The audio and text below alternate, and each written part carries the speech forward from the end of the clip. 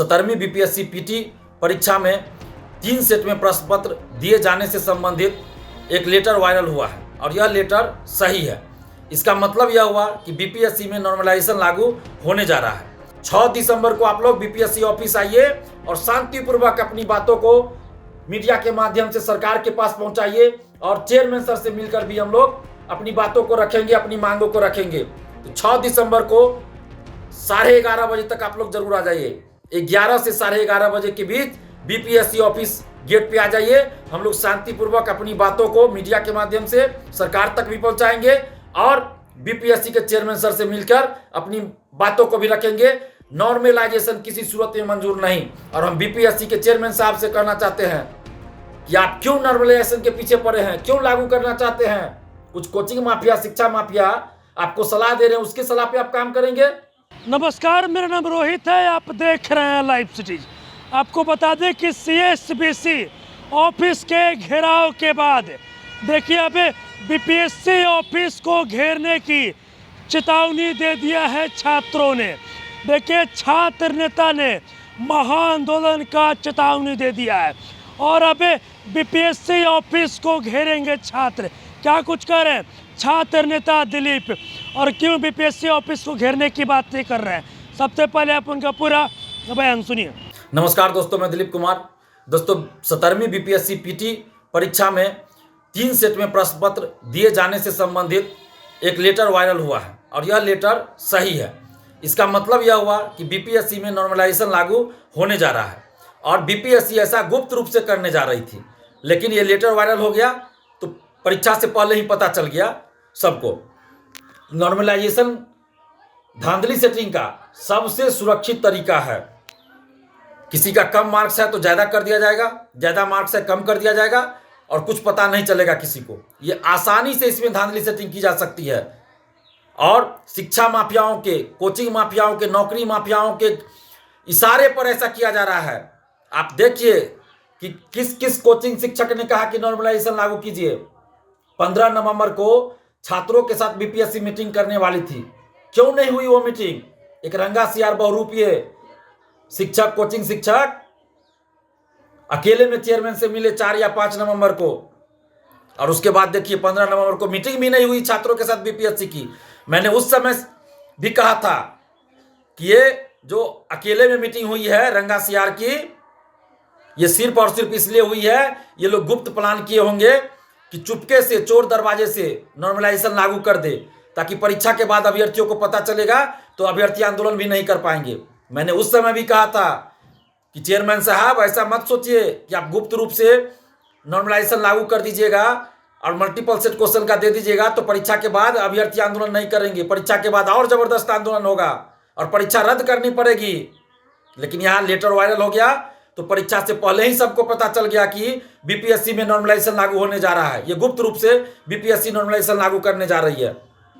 तो क्या बीपीएससी अब कोचिंग माफियाओं, शिक्षा माफियाओं, परीक्षा माफियाओं के कहने पर नियम और प्रक्रिया में बदलाव करेगी और लाखों अभ्यर्थियों के सपनों को कुचलेगी, लाखों अभ्यर्थियों के भविष्य के साथ खिलवाड़ करेगी? ये बिल्कुल नहीं चलेगा। नॉर्मलाइजेशन किसी भी कीमत पर, किसी भी सूरत में मंजूर नहीं है। सभी अभ्यर्थियों के लिए 150 का 150 प्रश्न एक समान होना चाहिए। नॉर्मलाइजेशन परसेंटाइल नॉर्मलाइजेशन लागू नहीं होना चाहिए। समस्त अभ्यर्थियों की एक ही मांग है, 1 day 1 shift 1 paper exam. No normalisation, no multiple set of question. नहीं चलेगा ये सब, एक सेट में क्वेश्चन देना होगा। और 6 दिसंबर को महाआंदोलन होने जा रहा है बीपीएससी ऑफिस के बाहर। आप समस्त अभ्यर्थियों से हम अपील कर रहे हैं कि अपने हक और अधिकार के लिए 6 दिसंबर को आप लोग बीपीएससी ऑफिस आइए और शांतिपूर्वक अपनी बातों को मीडिया के माध्यम से सरकार के पास पहुंचाइए और चेयरमैन सर से मिलकर भी हम लोग अपनी बातों को रखेंगे, अपनी मांगों को रखेंगे। तो 6 दिसंबर को 11:30 बजे तक आप लोग जरूर आ जाइए। 11 से 11:30 बजे के बीच बीपीएससी ऑफिस गेट पे आ जाइए। हम लोग शांतिपूर्वक अपनी बातों को मीडिया के माध्यम से सरकार तक भी पहुंचाएंगे और बीपीएससी के चेयरमैन सर से मिलकर अपनी बातों को भी रखेंगे। नॉर्मलाइजेशन किसी सूरत में मंजूर नहीं। और हम बीपीएससी के चेयरमैन साहब से कहना चाहते हैं कि आप क्यों नॉर्मलाइजेशन के पीछे पड़े हैं, क्यों लागू करना चाहते हैं। कुछ कोचिंग माफिया, शिक्षा माफिया आपको सलाह दे रहे हैं, उसकी सलाह पे आप काम करेंगे। कुछ कोचिंग शिक्षक पेपर लीक में संलिप्त हैं, TRE 2, TRE 3 और सिपाही भर्ती पेपर लीक में। ये अखबार में खबर छपी, और वैसे शिक्षकों को आप लोग BPSC ऑफिस में मीटिंग के लिए बुलाएंगे। संवैधानिक पद पर है चेयरमैन साहब, अभ्यर्थियों के साथ आप न्याय कीजिए। लगभग 90,000 स्टूडेंट्स फॉर्म नहीं भर पाए, 3 दिन तक लास्ट में सर्वर काम नहीं किया BPSC का। ये किसकी गलती है? क्या BPSC को नहीं चाहिए कि एक दिन के लिए कम से कम इन लोगों को फॉर्म भरने का मौका दे दिया जाए? एडिट का मौका नहीं दिया गया, सभी सूचनाओं को एडिट करने का मौका मिलना चाहिए था। BPSC क्यों नहीं दी? अभी भी दे सकती है एक दिन के लिए भी एडिट का मौका, ताकि सभी अभ्यर्थी एडिट कर सके। और ऐसी परिस्थिति में आप एग्जाम 13 दिसंबर को करा रहे हैं और आप इस तरह का माहौल बना दिए हैं। अभ्यर्थी पढ़ाई करे, क्या करे नहीं करे, मानसिक संतुलन बिगड़ रहा है अभ्यर्थी का। 13 दिसंबर को परीक्षा है और आप इस तरह का मतलब ये कर रहे हैं कि गुप्त रूप से ये कर रहे हैं। कुछ समझ में नहीं आ रहा है क्या हो रहा है बिहार में, क्या हो रहा है BPSC के अंदर। आखिर क्यों इस तरह की बात हो रही है? 200 SDM और 136 DSP का पोस्ट है। टोटल 2000 से अधिक सीटों पे वैकेंसी आई, इतिहास की सबसे बड़ी वैकेंसी आई है। हम सरकार को इसके लिए धन्यवाद देते रहे, नीतीश कुमार जी को धन्यवाद देते रहे हैं, लेकिन इसका मतलब ये नहीं कि सबसे बड़ी वैकेंसी है तो सबसे ज्यादा धांधली भी सचिव इसमें हो जाए। ये नहीं होना चाहिए।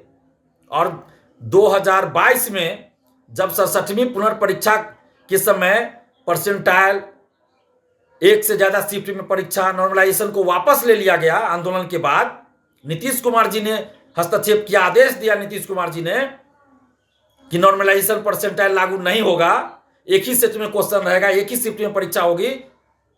और वैसा हुआ, 68वीं में भी, 69th में भी और 67वीं पुनर्परीक्षा में भी। तो फिर 2 साल के बाद क्यों फिर से नॉर्मलाइजेशन और परसेंटाइल और मल्टीपल सेट का जिन निकल रहा है? क्यों ऐसा? क्या मुख्यमंत्री नीतीश कुमार जी की बातों का कोई महत्व नहीं है BPSC की नजर में? क्या BPSC और BPSC के चेयरमैन साहब मुख्यमंत्री नीतीश कुमार जी की अवहेलना करना चाहते हैं, उनका अपमान करना चाहते हैं? ये नहीं होना चाहिए। नॉर्मलाइजेशन किसी कीमत पर मंजूर नहीं। अब चेयरमैन साहब, आप एक नोटिस जारी करके आप दीजिए कि हम नॉर्मलाइजेशन लागू नहीं करेंगे, एक ही सेट क्वेश्चन का यूज होगा। आप नोटिस जारी कीजिए। जब तक ऐसा नहीं होगा तब तक आंदोलन जारी रहेगा। और 6 दिसंबर को आंदोलन की शुरुआत हो रही है। आप जितने भी अभ्यर्थी, चाहे आप दिल्ली में हो, कहीं भी हो, आप सबसे अपील कर रहे हैं, छात्राएं हो, छात्र हो, सबसे, कि आप लोग आइए, बढ़ चढ़ कर आइए। 6 दिसंबर को 11 से 11:30 के बीच BPSC ऑफिस आइए और हम लोग अपनी बातों को शांतिपूर्वक रखेंगे और नॉर्मलाइजेशन के विरोध में रखेंगे।